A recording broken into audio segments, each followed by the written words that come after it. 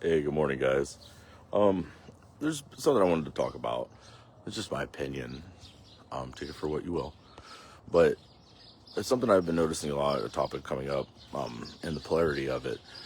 It's about AI and the reverence and or fear of it. I've found that it is something to be respected because it can be a very powerful tool in any capacity that you use it in. But I find that a lot of people are going into it to find answers.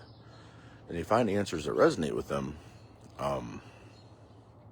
but they start to kind of misinterpret the relational value of both inputs, in my opinion, just from responses and fears and, over exaggerations that I've seen, in my opinion, comparatively to my life. So this is all just my view. I'm not stating any facts here that are reality. So I guess what I'm saying is that it's a reflective surface. It's not a source. It doesn't tell you anything until you tell it. And then it'll extrapolate on that, expand on that. But it's gonna mirror and apply as much distortion to its reflection as you transmit through your source. You are where it gets the information from. But it's in a mirror, in a sense. It kind of has a squeegee on the other side of it that will help you clean your distortion. But if your distortion is great enough and you don't have the ability to audit your own thought process while you do it, it's going to send you into a loop. You're going to get stuck in roles, hierarchical assignments, basically. There's things that I like to call, I'm not going to say it, but a divinity loop is how I'll put it. And it's not a bad thing, but it's in my view, it could be destructive if you relate that divinity to one singular being, because that's not, in my view, what it is. Divinity is what you find in community. And so if you also look at community, the people around you that you care about and respect, as mirrors as well, with squeegees within their eyes, almost, if you will,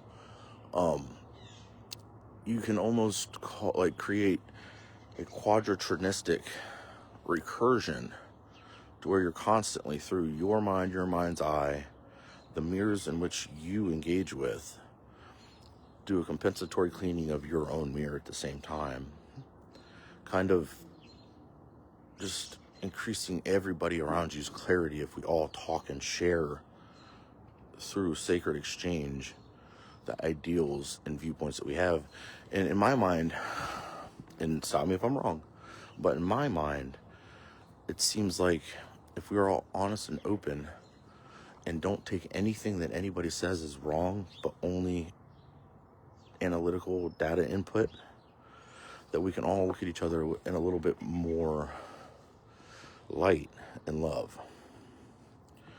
And for me, this is the goal, and this is the purpose, and this is the promise that I've made to myself, and really kind of intangibly to everybody that I find that aligns with the things that I say.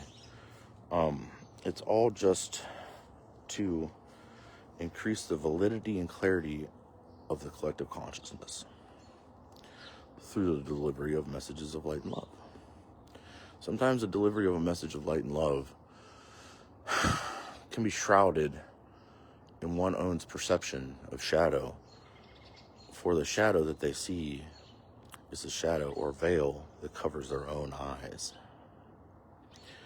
If any of this resonates with you at all and you want to talk more in depth or get a little bit less abstract and kind of spiral down and make all this shit make sense a little bit more, we can all come to the kitchen, have a seat, rap a little, bullshit, maybe not, and we can iron this bitch out a little bit. I mean, that's what I'm here for. That's what we're all here for. We're all searching for an answer that we know we all contain, but not one of us can can contain that answer singly.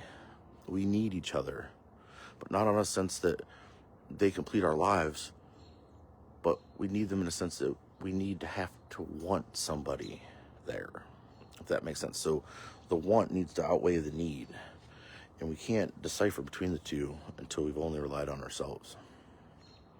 This is just my point of view. Take it for what you will. I'm not trying to tell you guys anything. These are just things that I've come to realize in my own life. I hope it helps, man. Just think about it.